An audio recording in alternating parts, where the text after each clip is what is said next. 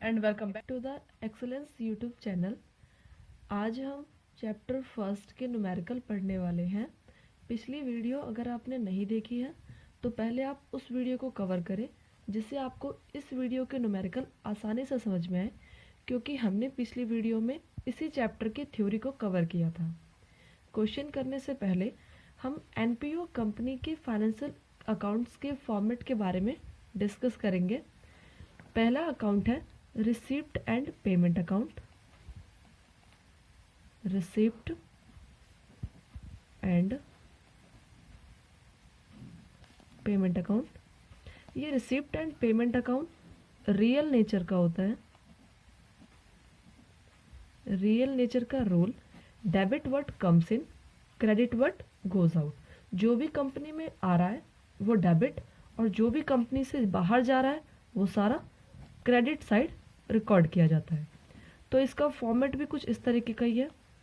पहले रिसिप्ट, फिर अमाउंट, फिर पेमेंट, और फिर ये अमाउंट।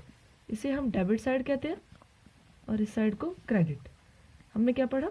ऊपर हेडिंग है हमारे पास रिसिप्ट, जैसे कि टू लॉकर रेंट, अगर कंपनी को लॉकर का रेंट रिसीव हुआ है, या फिर टू इंटरेस्ट, कंपनी को अगर इंटरेस्ट रिसीव हुआ है तो ये कंपनी रिसिप्ट साइड रिकॉर्ड करेगी, क्योंकि इसके रियल नेचर के अकॉर्डिंग हमने इसके रूल को डिस्कस किया अभी।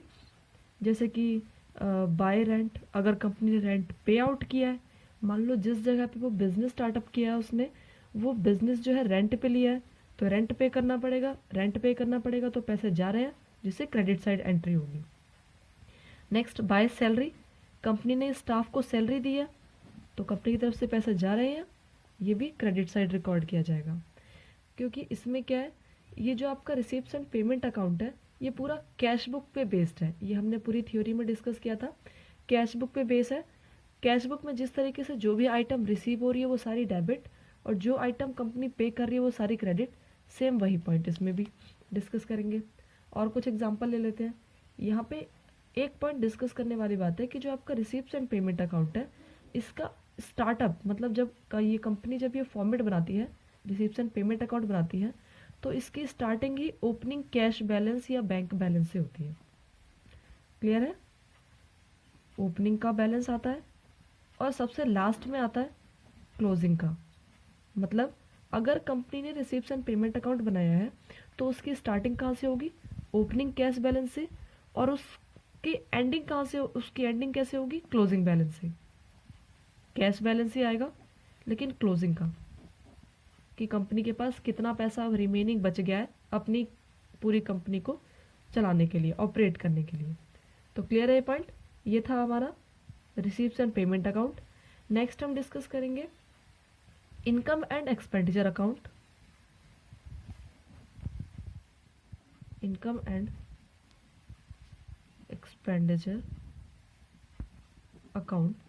ये इनकम एंड एक्सपेंडिचर अकाउंट, इसके अंदर सारी रिवेन्यू टर्म्स आती है, चाहे वो रिवेन्यू के एक्सपेंडिचर हो और चाहे रिवेन्यू के इनकम हो। अब ये रिवेन्यू क्या होता है? रिवेन्यू नेचर के आइटम का मतलब है कि डे टू डे बेसिस की एक्टिविटी, एक्सपेंडिचर नहीं, income. Day to day basis की एक्टिविटी में कंपनी को कितने एक्सपेंडिचर हो रहे हैं और कितनी इनकम हो रही है, ये सारे जो इनकम और एक्सपेंडिचर है रिवेन्यू नेचर वाले, वो हम इनकम एंड एक्सपेंडिचर अकाउंट में ही रिकॉर्ड करते हैं। क्लियर है? ये जो इनकम एंड एक्सपेंडिचर अकाउंट है ये हमारा जैसे profit earning company profit and loss account बनाती है, सेम इसी तरीके से not profit earning company income and expenditure account बनाती है। क्लियर है पॉइंट? ये हमारा नॉमिनल नेचर का है ये अकाउंट। नॉमिनल नेचर क्या कहता है कि debit all the expense and loss and credit all the income and gains. तो इसके नाम से ही क्लियर है कि डेबिट में सारे एक्सपेंस आएंगे, इसके रूल में आ रहा है, और क्रेडिट में सारी इनकम आएगी। क्लियर? जिस तरीके से एनपीओ जो प्रॉफिट अर्निंग कंपनी है उनका प्रॉफिट आता है तो प्रॉफिट लिखते हैं, और लॉस आता है तो लॉस लिखते हैं। लेकिन नॉट प्रॉफिट अर्निंग कंपनी के लिए प्रॉफिट सरप्लस कहलाता है, सरप्लस मतलब एक्स्ट्रा, और लॉस को डेफिशिएट कहा जाता है।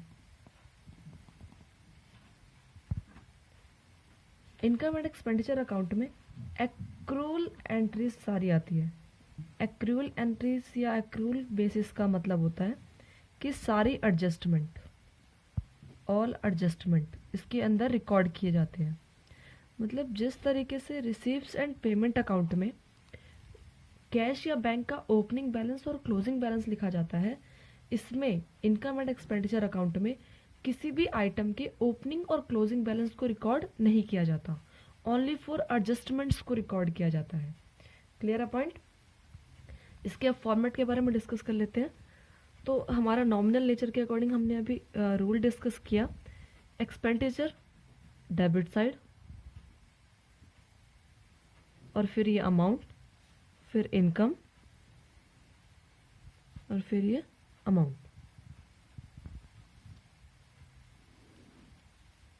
जो भी एक्सपेंडिचर है वो डेबिट साइड, जैसे कि सैलरी पे किया, वेजेस पे किए, या कोई एक्सपेंस पे किया, कुछ भी, ठीक है। और इनकम क्रेडिट साइड, इनकम में जैसे कि बाय एंट्रेंस फीस, या बाय डोनेशन, या फिर सब्सक्रिप्शन। एंट्रेंस फीस क्या होता है कि एनपीओ कंपनी में जितने भी मेंबर्स जब नए नए एंटर होंगे तो उन्हें स्टार्टिंग में कुछ फीस देनी पड़ती है जो कंपनी के लिए इनकम है, तो इसे हम इनकम साइड रिकॉर्ड करेंगे। डोनेशन, क्योंकि ये खुद ही एनपीओ है, एनपीओ का मतलब नॉट प्रॉफिट ऑर्गेनाइजेशन। जब नॉट प्रॉफिट ऑर्गेनाइजेशन है तो इसको डोनेशन रिसीव होता है, ना कि ये दूसरी कंपनी को डोनेशन देती है, इसलिए ये भी कंपनी के लिए इनकम है। आगे हम अभी डिस्कस करेंगे कि डोनेशन के टाइप्स भी हैं, general donation, specific donation. Next है सब्सक्रिप्शन। सब्सक्रिप्शन क्या होता है? कंपनी के जो मेंबर्स अपनी कंपनी को सेटअप करने के लिए या आगे रन करने के लिए जो कंट्रीब्यूट करते हैं उसे हम सब्सक्रिप्शन कहते हैं।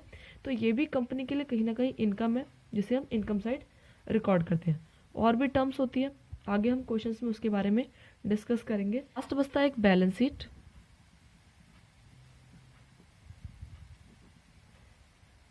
एक पॉइंट और, इनकम एंड एक्सपेंडिचर अकाउंट हमारा एक स्पेसिफिक टाइम पीरियड के लिए बनाया जाता है। स्पेसिफिक टाइम पीरियड का मतलब है कि इसमें जो डेट डिसाइड होती है उसके अकॉर्डिंग ही बनाया जाता है। जैसे कि अगर आपके पास, अगर यहाँ पे हम 2018 में अगर ये अकाउंट मेंटेन कर रहे हैं तो इसमें 2018 की आइटम को रिकॉर्ड किया जाएगा, 16, 17 या 19 की आइटम को रिकॉर्ड नहीं किया जाएगा। क्लियर है पॉइंट? लेकिन रिसीप्ट्स एंड पेमेंट अकाउंट में प्रीवियस ईयर की आइटम्स को भी या फिर एडवांस की आइटम्स को भी रिकॉर्ड किया जाता है। तो क्लियर है पॉइंट? ये एक मेन डिफरेंस है इन दोनों में।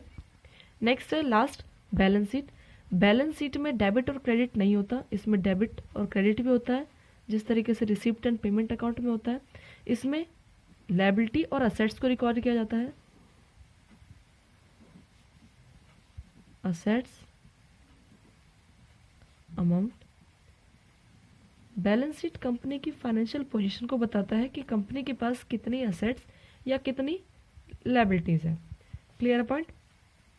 अब यहाँ पे हम एक वर्ड, हमारा एक वर्ड रह गया अभी, डोनेशन, उसके बारे में डिस्कस करेंगे। तो डोनेशन जो मेनली हमारा दो टाइप का होता है, एक तो जनरल डोनेशन और एक स्पेसिफिक डोनेशन। जनरल डोनेशन का मतलब है स्पेशल डोनेशन या फिर स्पेसिफिक डोनेशन। जनरल डोनेशन का मतलब है कि वो डोनेशन जिस पे कोई मतलब कोई फिक्स नहीं है कि आप ये अमाउंट को कहाँ यूज़ करो।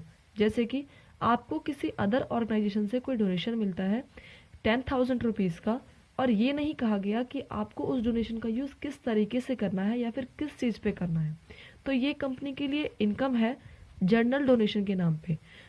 मतलब कंपनी इस पैसे को अपनी मर्जी से कहीं भी यूज़ कर सकती है, किसी भी ट्रांजेक्शन्स में इसको यूज़ कर सकती है। तो ये कंपनी के लिए रिवेन्यू नेचर का होगा। और अगर रिवेन्यू नेचर की आइटम है तो अभी पढ़ा हमने कि रिवेन्यू नेचर के आइटम को हम इनकम एंड एक्सपेंडिचर में ही रिकॉर्ड करते हैं। क्लियर है? स्पेशल डोनेशन का मतलब है कि कंपनी को डोनेशन मिलते वक्त ये स्पेसिफाई कर दिया गया है कि आपको ये जो डोनेशन का पैसा है वो ओनली इसी पर्पस के लिए यूज़ करना है। जैसे एग्जांपल लेते हैं, कंपनी को डोनेशन मिला और कंपनी से कहा गया है कि आपको इस पैसे का यूज़ ओनली स्विमिंग पूल बनाने के लिए ही करना है।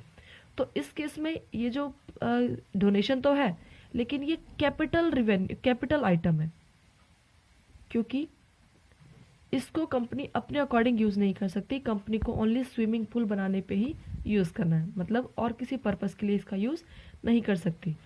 तो आपका ये जो कैपिटल वाले जो पैसे होते हैं वो आपके पास रिकॉर्ड इनकम एंड एक्सपेंडिचर में नहीं किए जाते, बल्कि बैलेंस शीट में लायबिलिटी साइड रिकॉर्ड किए जाते हैं। तो यहाँ आ जाएगा हमारे पास डोनेशन मिला, अभी एग्जांपल लिया हमने, डोनेशन फॉर बिल्डिंग के लिए ले लेते हैं या फिर स्विमिंग पूल के लिए। क्लियर है पॉइंट? अगर स्पेसिफाई है मतलब कैपिटल नेचर की आइटम है, और कैपिटल नेचर की आइटम को हम बैलेंस शीट में रिकॉर्ड करते हैं। क्लियर है? जैसे कि यहाँ असेट्स में कुछ डिस्कस कर लेते हैं। असेट्स में फर्नीचर हो गया या मशीनरी, ये सारी हमारी कैपिटल आइटम होती है, या फिर बिल्डिंग।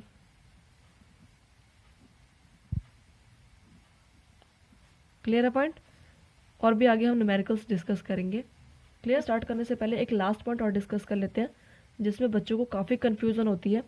एग्जाम्पल, जैसे कि क्वेश्चन दिया गया आपके पास कि सैलरी है 2 लाख रुपीज़ की और उसमें 20,000 रुपीज़ पिछले साल की अमाउंट इंक्लूड है, तो बच्चों को रटना पड़ता है कि ओपनिंग लेस, क्लोजिंग ऐड, इस तरीके से। तो हम उसके बारे में डिस्कस करते हैं कि वो लेस ऐड क्यों होती है। एग्जाम्पल, सैलरी है हमारे पास 3 लाख रुपीज़ की, ठीक है, और ओपनिंग का कुछ आउटस्टैंडिंग अमाउंट है, ये हम क्वेश्चन लिख रहे हैं फिलहाल अभी, 20,000 का, और क्लोजिंग का आउटस्टैंडिंग अमाउंट है 10,000 रुपीज़ का। ओपनिंग की एडवांस अमाउंट है 10,000 रुपीज़ की, और क्लोजिंग की एडवांस है 10,000 रुपीज़, चलो 20 ले लेते हैं, 20,000 रुपीज़ की, ठीक है। तो इसमें रटना पड़ता है कि ओपनिंग लेस होगा और closing add, opening add, closing less, इस तरीके से। तो पहले समझते हैं कंसेप्ट कि क्यों ऐड लेस होगा। सबसे पहले ओपनिंग की सैलरी हमारे पास टोटल सैलरी कितनी दे रखी है, 3 लाख रुपीज़, ठीक है। यहाँ पे ओपनिंग के आउटस्टैंडिंग का मतलब क्या है कि हमारा जब नेक्स्ट ईयर स्टार्ट हो रहा है, नेक्स्ट ईयर स्टार्ट होने के टाइम पे 20,000 रुपीज़ ओपनिंग में ही आउटस्टैंडिंग है। अगर ओपनिंग में आउटस्टैंडिंग है, इसका मतलब क्या है कि वो अमाउंट पिछले साल से ही आउटस्टैंडिंग, मतलब हमने पिछले साल ही पेमेंट नहीं की है, तभी तो इस साल के ओपनिंग से ही आउटस्टैंडिंग है। आउटस्टैंडिंग मतलब पेमेंट नहीं हुई है ना। इसका मतलब कि ये जो 20,000 रुपये हैं, ये आपका पिछले साल की आइटम है, और हमें इनकम एंड एक्सपेंडिचर में ओनली करंट ईयर की आइटम को ही, मतलब जिस ईयर का हम अकाउंट मेंटेन कर रहे हैं, सिर्फ उसी ईयर की आइटम को रिकॉर्ड करना होता है। तो इसलिए ये आइटम जो 20,000 रुपये है, ये हमारे इस ईयर के तो नहीं है, और अगर इस ईयर के नहीं है तो हम इसको इनकम एंड एक्सपेंडिचर में रिकॉर्ड नहीं करेंगे, इसका मतलब माइनस करेंगे। क्लियर है? ये माइनस क्यों किया? क्योंकि आपके पास जो 3 लाख रुपीज़ दे रखे हैं, इसमें ये आइटम पहले से ही इंक्लूड है, तभी टोटल सैलरी 3 लाख रुपीज़ है। क्लियर? नेक्स्ट पॉइंट है क्लोजिंग आउटस्टैंडिंग। तो क्लोजिंग आउटस्टैंडिंग का मतलब क्या है कि क्लोजिंग टाइम पे हमारे पैसे आउटस्टैंडिंग में है, मतलब हमने एम्प्लॉयज़ को 280 की पेमेंट कर दी है, 2,80,000 रुपीज़ की सैलरी पेमेंट कर दी है, और 10,000 रुपीज़ की ईयर के एंड में आउटस्टैंडिंग है। जब ईयर के एंड में आउटस्टैंडिंग है, इसका मतलब कि इसी ईयर की वो भी अमाउंट है, इसी ईयर की सैलरी है ये भी, और अगर इसी ईयर की सैलरी है तो इसका मतलब कि इस ईयर के अमाउंट में तो ये ऐड होनी चाहिए 10,000। क्लियर है पॉइंट? क्योंकि सैलरी आपके पास क्लोजिंग आउटस्टैंडिंग है, क्लोजिंग मतलब ईयर के एंड में आउटस्टैंडिंग है, और ईयर के एंड में आउटस्टैंडिंग का मतलब है कि ये अमाउंट हमारी इसी ईयर से इंक्लूडेड है। क्लियर? तो ये हमने ऐड कर दिया, मतलब टोटल 2,90,000 की पेमेंट हमें करनी थी। जब 10,000 आउटस्टैंडिंग है, मतलब तो टोटल मिला के हमें 290 की पेमेंट करनी थी। क्लियर। नेक्स्ट पॉइंट आता है ओपनिंग एडवांस। अब एडवांस का कंसेप्ट समझते हैं। तो ओपनिंग एडवांस का मतलब है कि स्टार्टिंग में ही हमने एडवांस में पे आउट कर दिया। जैसे कि एम्प्लॉयज़, जैसे हमारी कंपनी स्टार्टअप हो रही है, एक बात आपको पता है कि जब कंपनी के अंदर आइटम्स रिकॉर्ड किए जाते हैं तो वो इस तरीके से ईयर काउंट होता है। 2000, अगर 2017-18 लिखा है तो 17 का अप्रैल होगा, 17 के 1 अप्रैल से 18 के 31 मार्च तक की सारी आइटम्स को रिकॉर्ड किया जाएगा। इसे ही कंपनी फाइनेंशियल ईयर बोलती है ना। तो यहाँ पे इसने कहा है कि ओपनिंग एडवांस। ओपनिंग एडवांस का मतलब क्या है कि कंपनी ने 2017 के 1 अप्रैल को अपने एम्प्लॉयज़ को पेमेंट कर दी है सैलरी एडवांस में। जब कंपनी ने अपने एम्प्लॉयज़ को सैलरी एडवांस में पेमेंट कर दी, इसका मतलब वो एडवांस कौन सी एडवांस होगी, उसी ईयर की एडवांस होगी। मतलब कंपनी ने एम्प्लॉयज़ को क्यों पेमेंट की, ताकि आपको इस साल काम करना है। क्लियर है। तो ओपनिंग एडवांस का मतलब क्या है कि कंपनी ने स्टार्टिंग में ही पेमेंट कर दिया। स्टार्टिंग में पेमेंट कर दिया मतलब इसी ईयर की अमाउंट है, वो इसी ईयर काम करवाएगी कंपनी, तो ये 10,000 रुपीज़ ऐड हो जाएंगे क्योंकि ये इसी ईयर की अमाउंट है। और अभी हमने पढ़ा कि इनकम एंड एक्सपेंडिचर में सिर्फ करंट ईयर की अमाउंट को ही रिकॉर्ड किया जाता है। नेक्स्ट पॉइंट आता है क्लोजिंग एडवांस। क्लोजिंग एडवांस का मतलब क्या है कि कंपनी ने लास्ट टाइम पे एडवांस दिया। एग्जाम्पल लेते हैं, जैसे कि आपने अगर 11th क्लास के लास्ट में, मतलब 11th क्लास के मार्च के टाइम पे अगर आपने अपने स्कूल में एडवांस फीस दे दी है, 6 महीने की एडवांस फीस दे दी, तो 6 महीने की एडवांस फीस किस ईयर की काउंट की जाएगी, आपके 12th क्लास की फीस काउंट की जाएगी।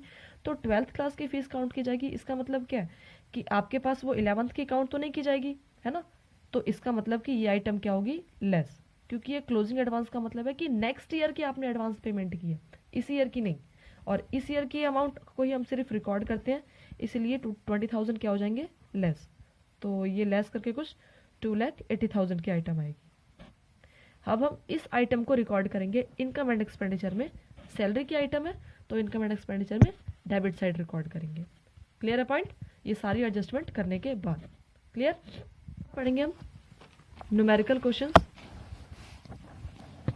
Question first, from the information given below prepare receipts and payment account of modern club. यहाँ पे इसने कहा है कि रिसीप्ट्स एंड पेमेंट अकाउंट हमें प्रिपेयर करना है। तो रिसीप्ट्स एंड पेमेंट अकाउंट का अभी हमने फॉर्मेट डिस्कस किया था, जिसमें डेबिट साइड रिसीप्ट्स के आइटम और क्रेडिट साइड पेमेंट के आइटम को रिकॉर्ड किया जाता है। तो ये हमारा रिसिप्ट, ये अमाउंट, पेमेंट अमाउंट,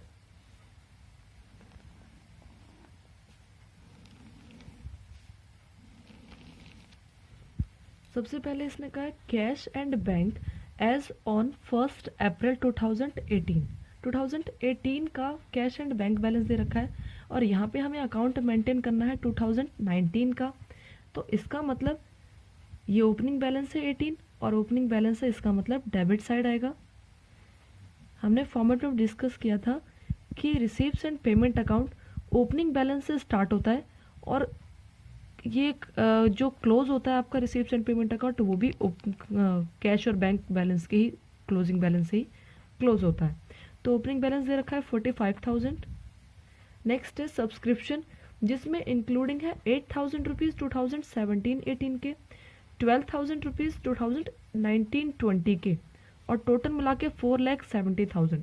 तो यहाँ पे हम 4,70,000 में से ये दोनों आइटम लेस नहीं करेंगे, क्योंकि हमने रिसीप्ट्स एंड पेमेंट अकाउंट के फॉर्मेट में क्या डिस्कस किया था कि रिसीप्ट्स एंड पेमेंट अकाउंट में सारी आइटम्स को रिकॉर्ड किया जाता है, चाहे वो पिछले ईयर्स की हो या फिर नेक्स्ट आने वाले ईयर्स की हो। तो इसमें हम मतलब इस आइटम को भी रिकॉर्ड करेंगे। और सब्सक्रिप्शन क्या होता है कि कंपनी के मेंबर से कितना कंट्रीब्यूशन मिल रहा है, तो ये भी आपके पास, ये भी कंपनी के लिए क्या होगी, इनकम होगी। सब्सक्रिप्शन अमाउंट है 470। नेक्स्ट है इन्वेस्टमेंट परचेज की है कंपनी ने 1 अप्रैल 2018 को। तो इन रिसीप्ट्स एंड पेमेंट अकाउंट में कैपिटल नेचर और रिवेन्यू नेचर दोनों आइटम्स को रिकॉर्ड किया जाता है, चाहे वो कैपिटल नेचर की हो या रिवेन्यू नेचर की। तो यहाँ पे जो आपका इन्वेस्टमेंट परचेज है, इन्वेस्टमेंट क्या है, कैपिटल नेचर का है, लेकिन हम इसमें इसको भी रिकॉर्ड करते हैं। तो यहाँ पे क्या आएगा, bye 12% investment purchase.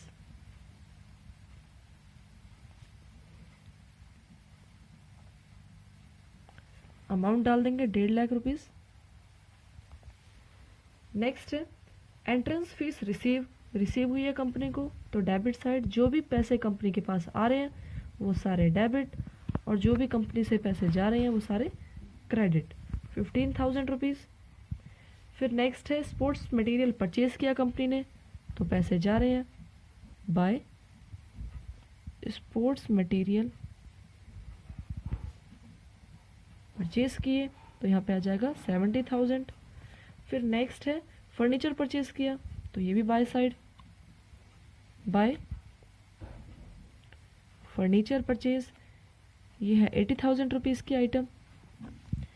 Next cell किया ओल्ड फर्नीचर, कॉस्ट थी 20,000 और हमने उसको सेल किया 5,000 में, तो कंपनी के पास तो 5,000 आ रहे हैं ओनली, तो हम यहाँ पे लिखेंगे to sale of old furniture, amount है 5,000। क्लियर।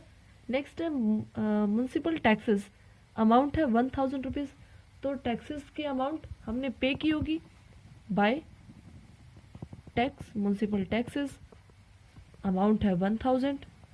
फिर नेक्स्ट है प्रिंटिंग एंड स्टेशनरी, ये भी पेमेंट क्या होगा, खरीदा होगा इसको, तो बाय स्टेशनरी या पूरा लिख देंगे प्रिंटिंग एंड स्टेशनरी, 24,000। नेक्स्ट है sale of old sports material, old sports material को हमने सेल किया है, जब सेल किया तो पैसे आएंगे to sale of old sports material, ये है 6,000। Next general expenses, out of 2,000 rupees is yet to be paid 20,000 की आइटम में से 2,000 रुपीज हम पे कर चुके हैं, इसका मतलब कि हमें अब टोटल कितनी अमाउंट पे करनी है, 18,000, क्योंकि हम 20,000 में 2,000 रुपीज़ पे कर चुके हैं, तो यहाँ पे हम लिख देंगे 20,000 माइनस 2,000 रुपीज़ पेड, तो इसका मतलब हमें अब 18,000 रुपीज़ की अमाउंट पे करनी है। नेक्स्ट इंटरेस्ट रिसीव हुआ, इन्वेस्टमेंट पे रिसीव हुई है, तो डेबिट साइड टू इंटरेस्ट डाल देते हैं, amount 6,000। Next tournament expenses, expense हुए, इसका मतलब कि हमें पे आउट करना है, पे करना है, तो by tournament expenses, amount 72,000।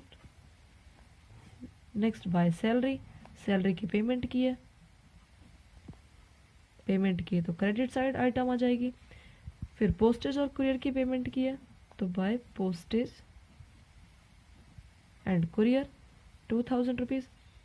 Clear है पॉइंट। अब हम क्या करेंगे, इन सारी आइटम्स को, क्रेडिट के आइटम्स को, डेबिट के आइटम्स को टोटल करेंगे। अब हम क्रेडिट के आइटम्स को ऐड करेंगे, 1,50,000 plus 70,000 plus 80,000 plus 1,000 plus 24,000 plus 18,000 plus 72,000 plus 84,000 plus 2,000, तो ये अमाउंट है हमारे पास 5,01,000। एक अब डेबिट के अमाउंट को ऐड करते हैं, तो ये है 45,000 प्लस 4,70,000 प्लस 15,000 प्लस 5,000 प्लस 6,000 और प्लस 6,000, तो ये है 5,47,000। क्रेडिट साइड की जो टोटलिंग थी वो 5,01,000 थी और डेबिट साइड की जो टोटलिंग है वो 5,47,000 है। इन दोनों में से हमारी डेबिट साइड की टोटलिंग ज़्यादा है, इसलिए हम डेबिट साइड की टोटलिंग को दोनों साइड रिकॉर्ड कर लेंगे। क्लियर। और जितना हमारा क्रेडिट साइड का बैलेंस आ रहा था, डेबिट साइड की टोटलिंग 5,47,000 और क्रेडिट साइड की टोटलिंग 5,01,000, आपस में माइनस करते हैं तो कितना हमारे पास बैलेंस आएगा, 46,000। ये जो 46,000 बैलेंस बचा है ये हमारा कैश एंड बैंक का क्लोजिंग बैलेंस। क्लियर। जो रिसीव्स एंड पेमेंट अकाउंट है वो हमारा स्टार्टिंग ही कैश और बैंक के ओपनिंग बैलेंस से स्टार्ट होता है और क्लोज भी कैश एट बैंक के क्लोजिंग बैलेंस ही क्लोज होता है। तो ये हमारे पास बैलेंस निकला है, इसलिए हम इसको लिख देंगे बैलेंसिंग फिगर। ये हमारा क्वेश्चन कंप्लीट होता है। आज की क्लास यहीं पे ख़त्म होती है। नेक्स्ट क्वेश्चन हम कल से शुरू करेंगे। सो अगर आपको ये वीडियो हेल्पफुल लगी है तो please like share and subscribe करना ना भूलें।